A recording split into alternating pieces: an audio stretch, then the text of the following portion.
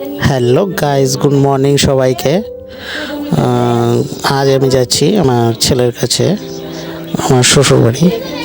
তো তোমরা দেখে নিশ্চয়ই বুঝতে পারবে আমার ছেলে আমাকে দেখে খুবই খুশি হয়েছে। আর হ্যাঁ, যারা আমার এই সুজয় লাইফস্টাইল চ্যানেলটা পেজটি ফলো করোনি, যারা প্লিজ ফলো করে দাও।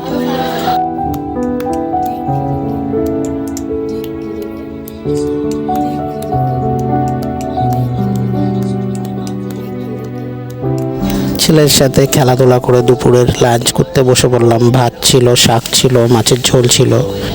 দুপুরের লাঞ্চটা এইভাবে কমপ্লিট করলাম।